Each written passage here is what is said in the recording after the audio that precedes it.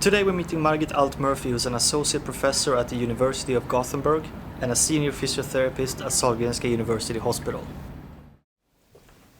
So this is our arm lab, where we do the movement analysis, also called kinematic analysis. And for that we have a setup of several cameras here that are high-speed cameras, and they flash out infrared light. That is possible to see then when we have the small balls with reflective balls.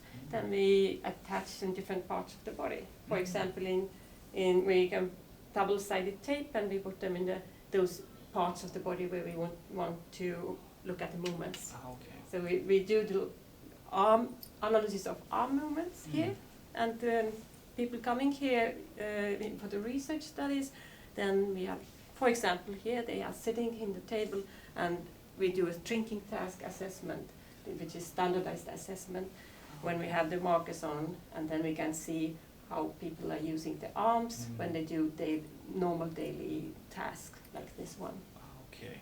And the camera is around here. What is it that interested you in this field? Many things, but the first of all is, of course, patience, and my interest in movement and how the movements can be impaired after different diseases or conditions, and how people can recover and train different movements to get back the normal motor control, and can use the hands in the daily life again. Because the hands are very important parts of our body. We use them every day.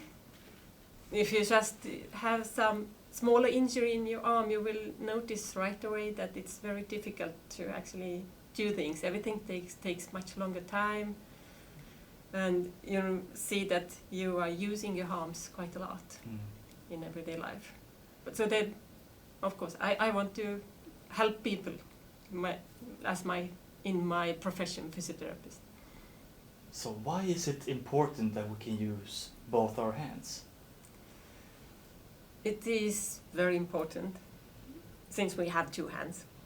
There's some meaning with that one.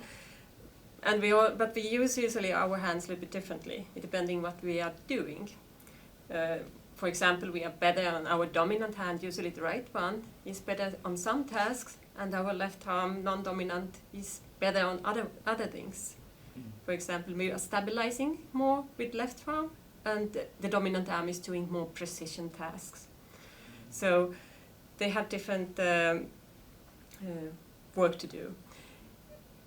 And then, of course, we can manage quite many things with one arm, but it's not very natural movement. And the hands, they are also connected to your body. So what happens when you have a difficulty to move one hand, your body will also be influenced by that.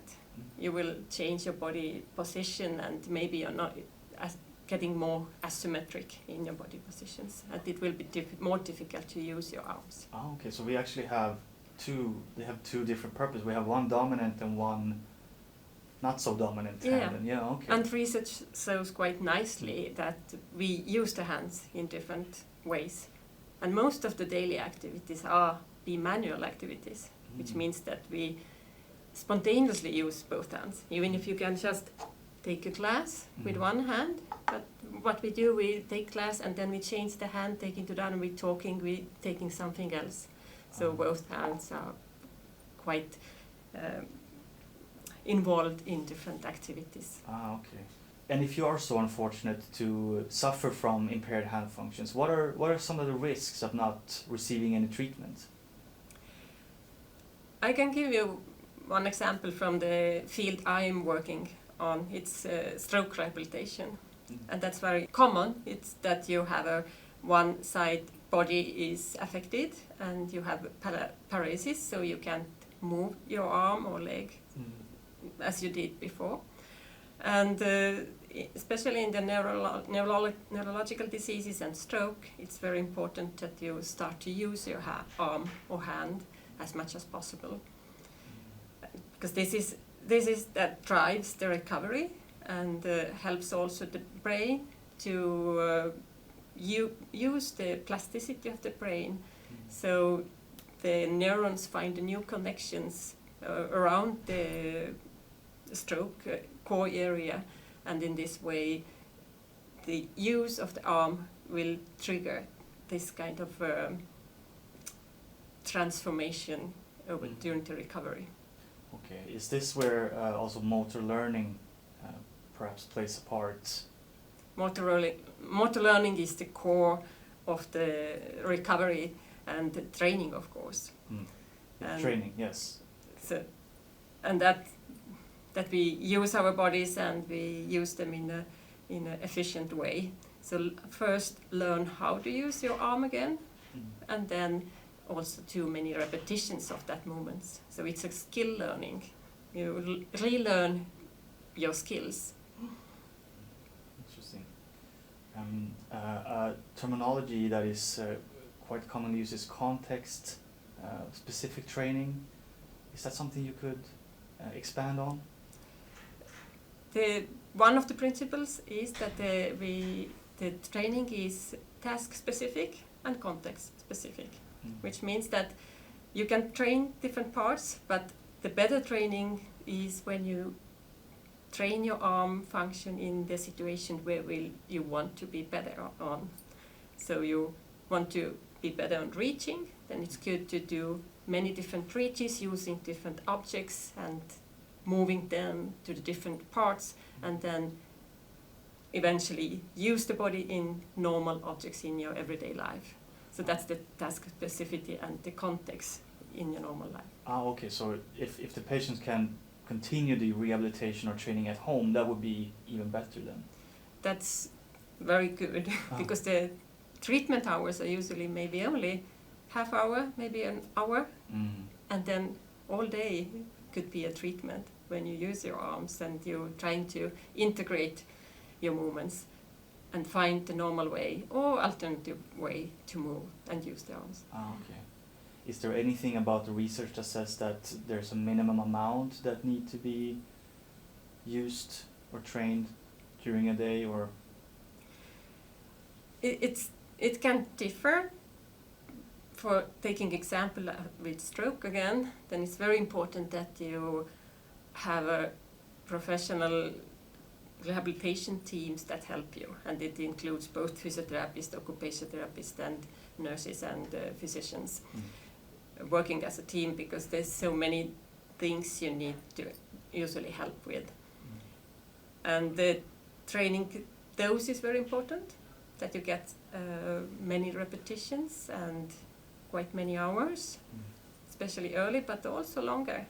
Research shows that also when you are coming to this so-called chronic stage, maybe 6 months after you had your stroke, then it's even important to try to utilize those use-dependent, learning-dependent mechanisms to improve your skills and task performance in different ways. You mentioned relearning. Why is that important? If you only use your one arm, or you use your arm very different ways, then after many months or weeks or even years, you will get pains maybe. Your muscles will also get shorter when you're not using your arm. So it goes into the vicious cycle when first you have difficulty to move, and then you're moving your arm less and less, and then even the muscles getting shorter and the joints getting more stiffer, and you get more pain. Okay. So you want to avoid that, and you also want to avoid to have this very asymmetric body position, because that pain will go further for the shoulder, and then maybe you have pain in your back, and the whole body can be influenced. Okay. So we are symmetrical, and it's good to use the both sides. Okay, so this is why the body compensates for the lack of use in the other muscles. Yeah. Okay. I think most of us can understand the practical aspects of not being able to use both your hands, but are there any other benefits, perhaps from a psychological aspect? being able to use both hands? Yeah, when we come back to the hands are very important tools for us. They are both physical to use as a tools, but they are also sensory tools. So, and all that input that comes in, so many people that have difficulties to use the arm and maybe recover, so they can after that feel that, oh, my body is coming back, I get back my hands, I can use both of them again in a normal way. And then you forget it because then the pain is away and everything is good again.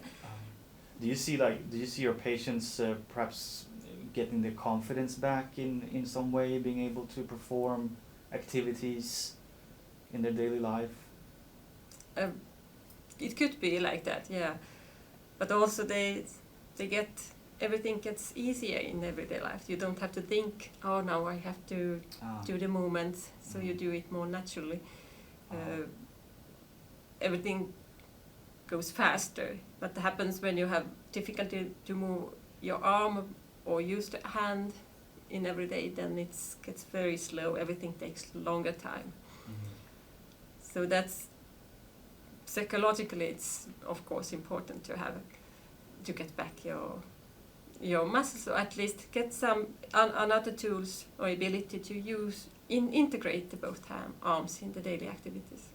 You mentioned earlier the importance of being able to put in many hours in your training and to also be able to do it in your home environment. Exactly. This is the best way to train or exercise and use your arms. And the treatment hours are limited, and healthcare also. At some point you will go home and you need to train yourself also. And then it's very important to get the training possibilities in your everyday life activities.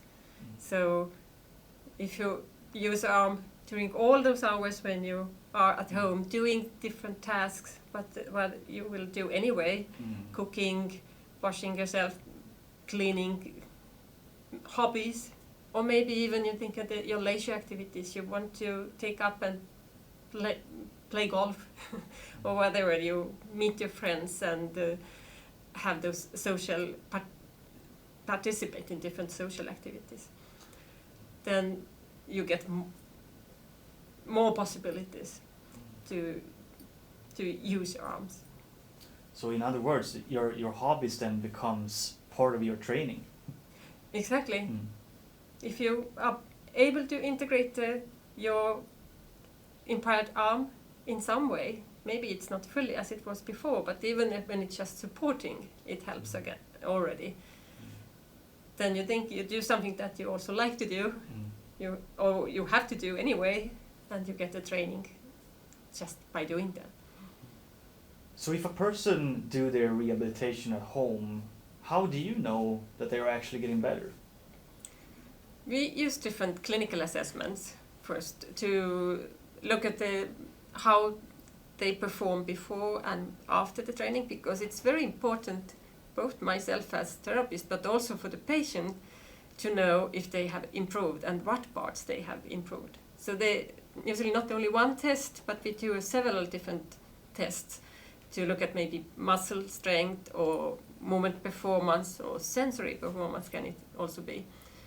So, and this is the one part when we observe, and the other way also what the patient is feeling, if how getting better on some task. So then we usually use questionnaires or so-called patient outcome measures, reported measures, where they just themselves maybe look at a different task and how well they are able to perform them, to see if there has been an improvement.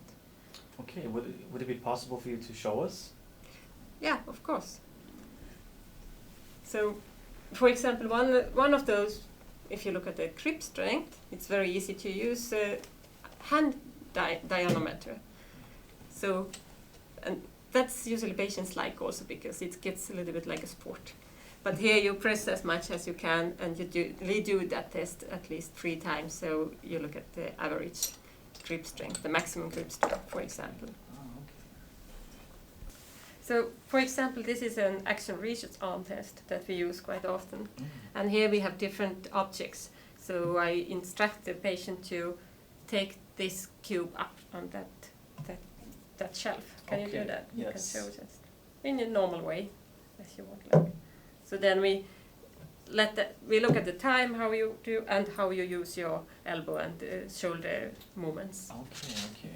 And another task, for example, here is when we look at different grasps. So this is a big grasp, but then we look at this kind of grasp. So I ask you to put this up there, Okay. the ball, and then you take the arm.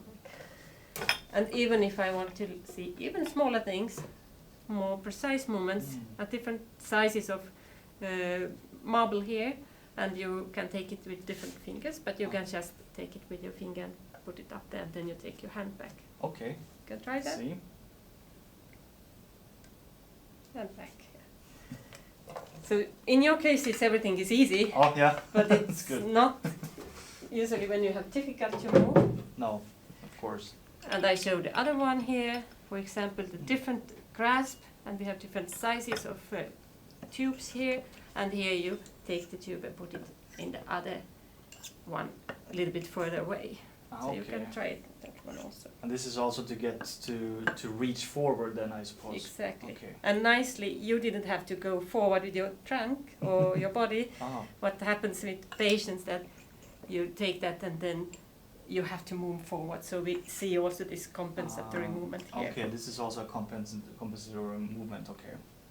So this is some examples from that test. Interesting. Thank you, Margit, for meeting me here today and talking about the importance of being able to use both your hands and also showing us different treatment methods. It was really, really interesting. Thank you.